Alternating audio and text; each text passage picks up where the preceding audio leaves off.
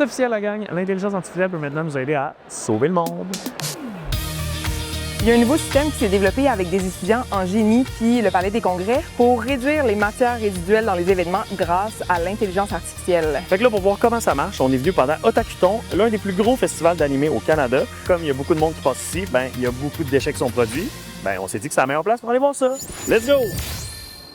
Donc là, on est avec Sydney. Toi, tu es un étudiant qui a participé à la création de ce projet-là. Oui, je suis un étudiant en génie logiciel à Polytechnique Montréal, spécialisé en intelligence artificielle. J'ai pu réaliser le projet qu'on va découvrir ensemble. Donc ici, c'est là qu'on va trouver différentes matières résiduelles. On a notamment le compost et le recyclage. Ce qui est intéressant, c'est qu'on a des caméras installées un peu partout, qui à chaque fois que quelqu'un va ouvrir le bac, bien, la caméra va pouvoir voir ce qui se passe à l'intérieur et donc calculer combien de matières résiduelles se trouvent dans ce bac-là. Puis, ce qui est intéressant, c'est qu'à chaque fois que les gens viennent ouvrir puis fermer, on est capable de calculer. Puis, à long terme, ça nous fait un grand amas de données pour déterminer combien, mettons, de recyclage a été généré.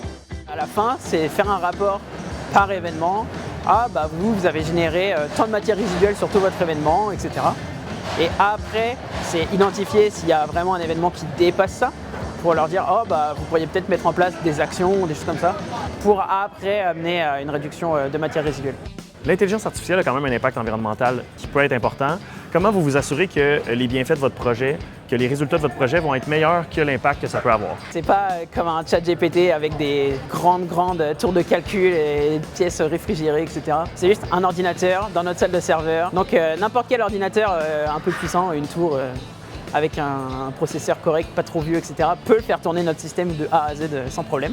Je m'attendais à ce qu'on voit des affaires incroyables. Finalement, c'est 4 caméras. Non, mais c'est ça que j'aime, c'est que ça montre la simplicité du modèle, puis c'est ça vraiment que je trouve qui est pertinent, puis ça se réplique à d'autres endroits. Exactement. Il suffit juste de mettre une caméra ailleurs, puis on peut relancer le processus. On entend souvent parler que ChatGPT, tous ces grands modèles-là, ils consomment de l'énergie. Donc là, c'est vraiment, on est venu, s'il permet de tourner le miroir, on est venu tourner la balance. Nous, on va l'utiliser pour pas polluer, pour réduire les émissions. Tu sais, les gens ils disent intelligence artificielle, pollution, mais nous, on voulait vraiment porter l'aspect de regarder ce qu'on peut faire. Puis ce qui est vraiment intéressant, c'est qu'à long terme, mettons sur plusieurs années, on va dire regardez ce qu'on faisait aujourd'hui. Puis là, 7 ans plus tard, regardez, on a réduit de moitié, on a changé beaucoup, puis on est capable d'avoir un historique.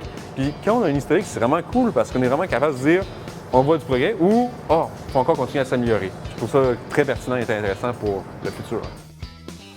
Fait qu'on va souhaiter que ce genre de projet-là se retrouve un peu partout dans les événements au Québec, parce que pour de vrai, ça fait du bien de savoir que l'intelligence artificielle, c'est un peu juste à nous aider à faire nos travaux de session. Hein?